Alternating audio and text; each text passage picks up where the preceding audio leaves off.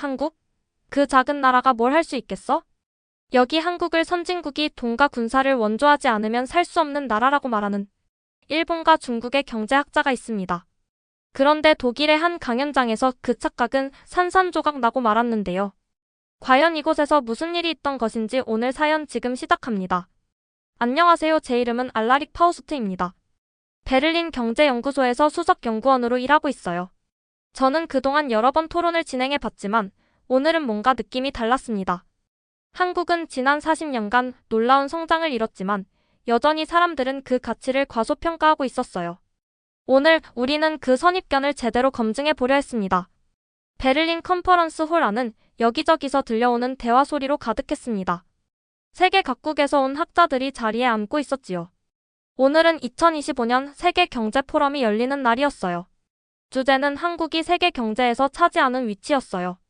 저는 연단 앞에 서서 객석을 둘러보았습니다. 조금 후 문이 열리고 패널들이 들어왔어요. 먼저 장웨이 교수가 들어왔습니다. 중국 출신의 경제학자로 자신감 넘치는 표정을 짓고 있었어요. 그는 한국 경제에 대한 날카로운 비판을 하기로 유명한 사람이었어요. 그 뒤로는 일본의 다나카 케니치 교수가 들어왔어요. 그는 아시아 경제사에 대한 깊은 지식을 가진 학자로 알려져 있었어요. 마지막으로 한국에서 온 박민준 교수가 들어왔어요. 다른 교수들과 달리 그는 거만한 기색이 전혀 없었어요. 그는 조용히 고개를 끄덕이며 자리에 앉았습니다. 저는 앞으로 나서서 말했습니다. 여러분 환영합니다. 오늘은 한국이 전 세계에 경제적으로 미치는 영향에 대해 이야기해 보겠습니다. 한국은 작은 나라지만 기술과 혁신, 그리고 문화에서 세계적인 리더가 되었어요. 하지만 그 성공이 얼마나 지속 가능할까요? 장웨이 교수는 피식 웃으며 말했어요. 지속 가능성요? 솔직히 한국 경제는 수출 없으면 무너집니다. 예를 들어 반도체 산업만 봐도 삼성전자와 SK하이닉스 같은 한국 기업들이 전 세계 메모리 반도체 시장을 주도하고 있지만 그들의 가장 큰 고객이 누구인지 아십니까? 바로 우리, 중국입니다. 스마트폰, 노트북, 가전제품까지 중국이 한국의 반도체를 사주지 않는다면 어떻게 될까요? 그뿐만이 아니에요. 한국 자동차 업계도 마찬가지입니다. 현대와 기아 자동차가 글로벌 시장에서 성장했지만 그 큰 시장 중 하나가 중국입니다. 중국 시장이 닫히면 한국 경제는 무너질 겁니다. 결국 중국 없이는 한국도 없습니다. 다나카 교수도 웃으며 덧붙였어요. 그리고 한국의 기술 산업이 일본의 영향을 크게 받았다는 점을 잊으면 안 되죠. 일본이 반도체와 전자제품에서 먼저 앞서 나갔고 우리가 개발한 기술이 한국에도 전해졌어요. 일본 기업들이 없었으면 삼성이나 LG가 지금처럼 성장할 수 있었을까요? 1970년대와 80년대에 일본이 한국을 도와주지 않았다면 한국은 여전히 값싼 노동력을 제공하는 공업국가로 남아있었을 겁니다. 지금 한국이 만든 스마트폰과 자동차에 들어간 핵심 부품들도 한때 일본이 공급하던 것들이었어요. 그걸 생각하면 한국이 기술 강국이라고 불리는 것이 과연 정당한 걸까요? 저는 박민준 교수를 바라보았습니다. 그는 차분한 표정으로 조용히 듣고 있었고 머릿속에서 무언가를 깊이 생각하고 있는 듯 했어요. 청중들 사이에서 웅성거리는 소리가 들렸어요. 점점 긴장감이 고조되는 걸 느낄 수 있었어요. 이건 단순한 토론이 아니라 서로 다른 시각이 부딪히는 논쟁이었어요. 저는 한국의 성장을 직접 목격해왔어요. 박민준 교수가 과연 자기 나라의 성취를 잘 설명할 수 있을까요? 저는 그 답을 듣고 싶었어요. 저는 몸을 앞으로 기울이며 조용히 말했어요. 박 교수님, 앞서 나온 주장들에 대해 어떻게 생각하시나요? 박민준 교수는 조용히 숨을 들이마신 후 차분한 목소리로 말했어요. 제 동료 학자들께서 한국의 성장을 과소평가하고 계신 것 같네요. 한국은 단순한 추격자가 아닙니다. 우리는 세계 혁신의 선두에 서 있어요. 그는 잠시 말을 멈추고 주변을 둘러보았어요. 모든 청중이 그의 말을 기다리고 있었어요. 박 교수는 다시 입을 열었어요. 한국의 반도체 산업은 단순한 생산을 넘어선 기술 혁신을 이끌고 있습니다. 예를 들어 삼성전자와 SK하이닉스는 메모리 반도체 시장의 70% 이상을 점유하고 있어요. 단순한 자본 투자만으로는 이런 성과를 따라잡기 어렵습니다. 이건 수십 년간 쌓아온 기술력과 품질 관리 덕분이죠. 강연장이 순간 조용해졌어요. 심지어 장웨이 교수도 잠시 말을 멈추고 생각하는 듯 했어요. 하지만 곧 그는 반론을 펼쳤어요. 투자와 숫자만으로 미래를 결정짓지는 않죠. 하지만 한국 경제는 여전히 중국 시장에 크게 의존하고 있습니다. 만약 중국이 한국 제품의 수입을 줄인다면 한국의 기술 기업들은 어떻게 살아남을 수 있을까요? 중국의 자체 기술 개발 속도는 굉장히 빠릅니다. 요즘 전 세계가 중국을 주목하고 있습니다. 결국 한국 기업들은 중국에 질 수밖에 없어요. 박 교수님은 미소를 지으며 답했어요. 물론 중국은 중요한 시장입니다. 하지만 한국은 이미 다양한 시장을 개척해왔어요. 유럽, 미국, 동남아시아를 보세요. 삼성과 현대 같은 한국 기업들은 세계적인 신뢰를 받고 있습니다. 단순히 한 나라에 의존하는 것이 아니라 글로벌 네트워크를 구축한 것이죠. 예를 들어 삼성전자는 미국과 유럽에도 대규모 반도체 공장을 세우고 있으며 현대차는 전기차 시장에서도 세계적인 영향력을 확장하고 있습니다. 한국 기업들은 위기를 대비해 다변화 전략을 펼치고 있어요. 다나카 교수는 깊은 한숨을 쉬며 말했어요. 그래도 한국은 외부의 보호 없이 독자적으로 국방을 유지할 수 있을까요? 미군이 없다면 한국은 스스로 방어할 수 있을까요? 일본처럼 오랜 기간 동안 독자적인 방위 체계를 구축한 것도 아니고 주변국들의 군사력이 점점 강해지는 상황에서 한국이 계속 강한 국방력을 유지할 수 있을까요? 박 교수는 단호한 목소리로 답했어요. 그 부분에서도 오해가 있는 것 같습니다. 한국의 국방력은 단순히 외부 보호에 의존하는 것이 아닙니다. 한국은 자체적인 방산 기술을 개발해왔고 세계에서 인정받는 무기를 생산하고 있습니다. 예를 들어 KF-21 보람의 전투기는 한국이 독자적으로 개발한 첨단 전투기로 스텔스 기능까지 갖추고 있어 미래 공중전에 대비하고 있습니다. 또한 K9 자주포는 세계적으로 인정받아 폴란드, 핀란드, 노르웨이 등 여러 나라에서 구매했고 유럽과 호주에서도 계속해서 주문이 이어지고 있어요. 그리고 현무 미사일 체계는 한반도의 방어를 위해 개발된 장거리 탄도미사일로 북한의 위협뿐만 아니라 동북아 지역에서 강력한 억제력을 발휘할 수 있습니다. 이외에도 한국은 독자적인 3,000톤급 도산 안창호급 잠수함을 개발하여 해양 방어력을 키우고 있으며 한국이 자체 생산한 K2 흑표 전차는 세계적인 수준의 기동성과 화력을 갖추고 있습니다. 즉, 한국의 국방력은 외부 보호에 의존하는 것이 아니라 오히려 적극적인 개발과 혁신을 통해 스스로를 지킬 능력을 갖춰가고 있습니다. 앞으로도 이러한 발전은 계속될 것입니다. 청중들 사이에서 웅성거리는 소리가 들렸어요. 박 교수의 말에 점점 더 많은 사람들이 고개를 끄덕였어요. 저는 이 순간이 바로 토론의 흐름을 바꾸는 중요한 순간이라는 걸 직감했어요. 장웨이 교수는 순간 말을 잃은 듯 했어요. 그는 다시 반박하려 했지만 박 교수의 논리가 너무나도 탄탄했어요. 저는 그 틈을 놓치지 않고 질문을 던졌어요. 그렇다면 한국의 국방력과 경제력이 앞으로도 성장할 것이라 보십니까? 박 교수는 고개를 끄덕였어요. 그렇습니다. 한국은 단순히 현재의 성공에 안주하지 않습니다. 우리는 새로운 기술 개발과 지속적인 혁신을 통해 더욱 강해지고 있습니다. 예를 들어 한국의 우주 산업을 보십시오. 한국은 자체 로켓을 개발하며 독립적인 우주 탐사 능력을 키우고 있어요. 나로와 누리호 프로젝트는 한국이 단순한 기술 수입국이 아니라 스스로 연구하고 개척하는 나라라는 걸 보여줍니다. 하지만 여기서 멈추지 않았습니다. 한국은 차세대 우주 탐사를 위해 한국형 위성항법 시스템을 개발하고 있으며 이 시스템은 한국의 독자적인 GPS 역할을 하게 될 것입니다. 또한 한국은 달 탐사 프로젝트에도 투자하고 있어요. 다누리 탐사선이 달 궤도에 성공적으로 진입하며 향후 달 착륙을 목표로 연구가 진행 중입니다. 뿐만 아니라 한국의 소형 인공위성 기술은 세계적으로 주목받고 있습니다. 한국의 스타트업과 연구소들은 초소형 위성을 개발해 통신, 기상 관측, 환경 모니터링 등에 활용할 계획을 세우고 있습니다. 이는 단순히 우주 탐사가 아니라 한국이 미래 산업을 선도하는 중요한 전략 중 하나입니다. 청중들 사이에서 몇몇이 놀라는 표정을 지었어요. 저는 분위기가 흥미롭게 흘러가는 걸 느꼈어요. 그렇다면 한국의 문화산업도 이런 경제 성장과 연결될까요? 제가 질문했어요. 박 교수는 미소를 지으며 대답했어요. 당연하죠. K-팝, K-드라마, K-무비는 단순한 유행이 아닙니다. 기존의 트렌드를 답습하는 것이 아니라 완전히 새로운 흐름을 만들어가고 있어요. 예를 들어 영화 더 글로리, 콘크리트 유토피아 같은 작품을 보세요. 단순한 액션이나 감동적인 이야기에서 끝나는 것이 아니라 한국 사회의 현실과 인류 보편적인 감정을 녹여냈어요. 넷플릭스를 통해 공개된 DP 같은 드라마는 한국뿐만 아니라 전 세계의 군대 문화와 권력 구조를 다시 생각하게 만들었죠. 그리고 K-팝을 보세요. 이제는 서구 음악 시장이 한국을 따라오려 하는 상황입니다. BTS는 빌보드를 점령했고 뉴진스나 세븐틴 같은 그룹들은 새로운 음악 스타일로 글로벌 트렌드를 이끌고 있습니다. 단순한 유행이 아니라 음악 산업의 판도를 바꾸고 있는 것이죠. 한국의 콘텐츠는 단순한 오락거리가 아니라 강력한 메시지를 담고 있습니다.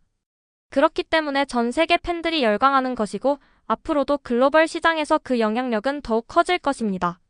그 순간 다나카 교수가 다시 질문을 던졌어요. 하지만 한국이 경제적으로 계속 성장한다고 해서 국제사회에서의 입지가 강해진다고 볼 수 있을까요? 결국 강대국들의 힘이 더 중요하지 않을까요? 박 교수는 단호하게 답했어요.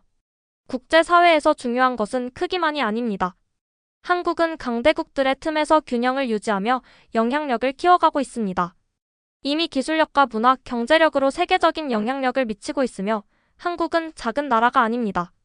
우리는 유연한 전략과 끊임없는 혁신으로 미래를 대비하고 있습니다. 강연장은 조용해졌어요. 모두가 박 교수의 말을 곱씹으며 생각하는 듯 했어요. 저는 이 순간이야말로 한국이 단순한 경제 강국이 아니라 세계에서 인정받는 리더로 자리 잡아가고 있다는 걸 증명하는 순간이라고 느꼈어요. 저는 이 순간이야말로 토론이 한층 깊어지는 기회라고 생각했어요. 그래서 다시 질문을 던졌어요. 박 교수님, 한국이 경제, 국방, 문화에서 계속 성장하고 있다고 하셨는데 그렇다면 한국이 앞으로 글로벌 리더가 될 가능성이 있다고 보십니까? 박 교수는 잠시 생각한 후 단호하게 답했어요. 그렇습니다. 한국은 단순한 경제 강국이 아니라 미래를 이끌어 나갈 중요한 축이 될 것입니다. 하지만 여기에 대한 어려움도 많을 것입니다.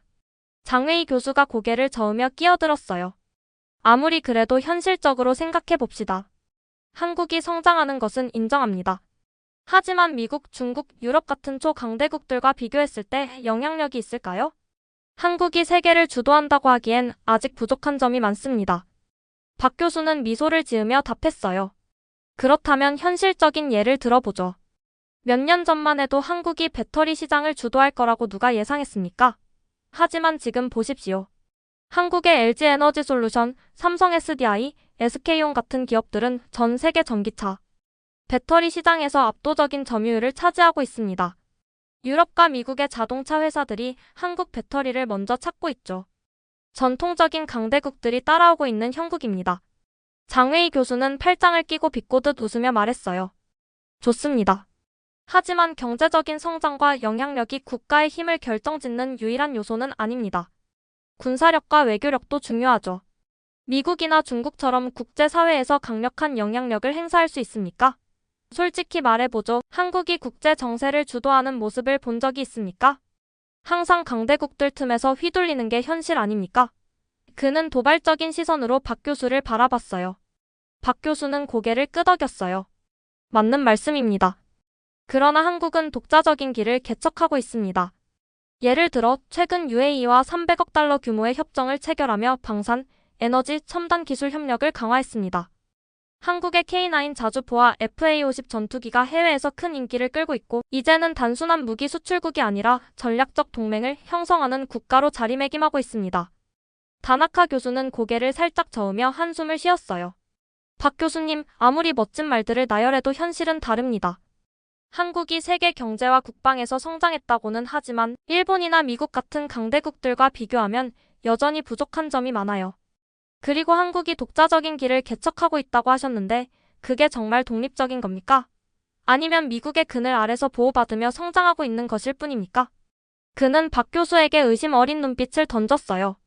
그렇다 하더라도 결국 국제 외교에서 살아남으려면 강대국들의 눈치를 보지 않을 수 없을 것입니다. 한국이 미국과 중국 사이에서 균형을 잡는 것이 가능할까요? 박 교수는 가볍게 웃으며 고개를 끄덕였어요. 그렇군요. 여전히 한국을 과소평가하는 시각이 남아있다는 점 예상하긴 했지만 조금 실망스럽군요. 한국이 강대국의 보호 아래 성장했다는 주장은 사실이 아닙니다. 한국은 스스로의 힘으로 여기까지 왔어요. 반도체, 전기차 배터리, 방산, 우주산업까지 모든 분야에서 한국은 독보적인 위치를 차지하고 있습니다. 게다가 한국은 단순히 기술을 개발하는 것이 아니라 새로운 기준을 만들고 있어요. 예를 들어 한국의 FA-50 전투기는 이제 동남아와 유럽 시장에서 미국과 러시아의 전투기와 경쟁하고 있습니다. 이걸 보고도 한국이 보호받고만 있다고 할 수 있겠습니까? 균형을 잡는 것이 아니라 한국만의 독자적인 노선을 만들어가고 있습니다. 인도태평양 전략을 통해 한국은 미국과 협력하면서도 중국과 경제적 관계를 유지하고 있으며 동시에 유럽, 동남아시아, 중동과의 협력도 확대하고 있습니다. 한국은 단순히 강대국들 사이에 끼어있는 나라가 아니라 주도적으로 외교적 영향력을 행사하는 국가로 성장하고 있습니다. 강연장은 다시 웅성거리기 시작했어요. 저는 느낄 수 있었습니다. 박 교수의 논리는 단순한 희망이 아니라 실제로 세계가 변화하는 방향과 맞닿아 있었어요. 한국이 단순한 작은 나라가 아니라는 사실을 이제 청중들도 깨닫기 시작하는 듯 했어요. 이 토론이 끝날 무렵 우리는 한국이 얼마나 강하고 독립적인 국가인지 더욱 깊이 이해하게 될 것이란 확신이 들었어요. 강연장의 열기가 점점 뜨거워졌어요. 모든 패널들이 치열한 논쟁을 이어갔고 청중들도 집중하며 토론의 결론을 기다리고 있었어요. 저는 마지막으로 질문을 던졌어요. 이제 토론을 마무리할 시간이 되었습니다. 박 교수님, 한국의 미래에 대한 마지막 의견을 들려주시겠습니까? 박 교수는 단호한 표정으로 대답했어요. 한국은 더 이상 따라가는 나라가 아닙니다. 이제는 세계 시장을 선도하는 국가로 자리 잡고 있으며 앞으로도 더욱 강해질 것입니다. 경제적으로는 기술 혁신과 지속적인 발전을 통해 독자적인 경쟁력을 키우고 있고 국방과 외교에서도 독립적인 전략을 수립해 나가고 있습니다. 장웨이 교수는 팔짱을 풀며 고개를 끄덕였어요. 오늘 토론을 통해 많은 것을 배웠습니다. 저는 여전히 중국이 세계 경제를 주도할 것이라고 믿지만 한국이 강한 경쟁력을 가지고 있다는 점은 부정할 수 없겠군요. 한국의 기술 산업은 이미 세계 최고 수준이고 삼성과 SK하이닉스는 반도체 시장을 장악하고 있습니다. 그리고 솔직히 말해서 저는 한국이 이렇게 빠르게 발전할 줄 몰랐습니다. 한국은 중국에 비해 훨씬 작은 경제 규모를 가지고 있지만 많은 산업에서 한국이 중국을 앞서고 있습니다. 중국이 아직 한국을 따라잡지 못한 분야도 많습니다. 예를 들어 한국의 반도체 기술은 단순한 생산이 아니라 최첨단 연구 개발을 기반으로 이루어지고 있습니다. 중국이 대규모로 자본을 투자하고 있음에도 여전히 한국의 기술을 따라잡지 못하는 이유가 있겠죠. 뿐만 아니라 K 콘텐츠도 마찬가지입니다. 오징어 게임이 전 세계를 휩쓴 것은 단순한 운이 아니라 한국의 창의성과 강한 스토리텔링 능력 덕분이죠. 한국은 단순히 유행을 따라가는 것이 아니라 새로운 문화를 만들어내고 있습니다. 이런 점에서 저는 한국이 앞으로 더욱 강력한 국가가 될 것이라는 점을 인정할 수밖에 없습니다. 오늘 토론을 통해 많은 것을 배웠습니다. 저는 여전히 중국이 세계 경제를 주도할 것이라고 믿지만 한국이 강한 경쟁력을 가지고 있다는 점은 부정할 수 없겠군요. 다나카 교수도 한숨을 쉬며 말했어요. 일본은 오랫동안 아시아의 기술 강국으로 자리 잡아왔지만 이제는 한국이 그 자리를 위협하고 있는 것이 분명합니다. 저는 사실 한국을 과소평가했던 것 같습니다. 일본이 과거에는 한국보다 앞서 있었지만 이제는 한국이 기술과 혁신 면에서 일본을 뛰어넘고 있다고 해도 과언이 아니군요. 특히 한국의 전기차 배터리 기술과 방위 산업을 보면 일본이 오히려 뒤처지고 있는 것은 아닌가 걱정이 될 정도입니다. FA-50 전투기가 세계 시장에서 인정받고 있고 K2 전차가 유럽에서 경쟁력을 갖추고 있는 상황을 보면 한국이 단순한 무기 수출국이 아니라 전 세계적인 군사 강국으로 성장하고 있다는 것을 알 수 있습니다. 게다가 한국의 스타트업과 혁신 기업들이 점점 더 글로벌 시장에서 영향력을 확대하고 있어요. 과거에는 일본 기업들이 아시아 시장을 주도했지만 이제는 한국 기업들이 미국과 유럽에서도 주목받고 있죠. 저는 이제 한국이 더 이상 일본의 뒤를 따르는 나라가 아니라 독자적인 길을 개척하며 일본을 위협하는 수준까지 성장했다고 생각합니다. 일본은 오랫동안 아시아의 기술 강국으로 자리 잡아왔지만 이제는 한국이 그 자리를 위협하고 있는 것이 분명합니다. 한국의 혁신과 도전 정신은 인정할 만합니다. 강연장은 조용해졌어요. 이제 더 이상 한국을 과소평가하는 사람은 없었어요. 저는 미소를 지으며 말했어요. 오늘 우리는 한국이 단순한 작은 나라가 아니라 미래를 주도하는 국가로 성장하고 있다는 것을 확인했습니다. 이 토론이 끝났지만 한국의 도전은 이제 시작입니다. 청중들은 박수를 보냈어요. 한국에 대한 새로운 시각이 생긴 듯 했어요. 저는 만족스럽게 강연장을 바라보며 앞으로의 변화가 기대되었어요. 오늘의 이야기는 여기까지입니다. 여러분은 어떻게 생각하시나요? 가장 인상 깊었던 외국인의 반응이 있다면 댓글로 남겨주세요. 여러분의 댓글 하나하나가 터치 글로벌을 더 재미있는 공간으로 만들어줍니다. 좋아요는 터치, 구독해주시면 영상 제작에 큰 힘이 됩니다. 놓치기 아까운 이야기들, 알림 설정까지 해두시면 가장 빠르게 만나볼 수 있습니다. 오늘도 터치글로벌과 함께 해주셔서 감사합니다. 다음 영상에서 또 만나요.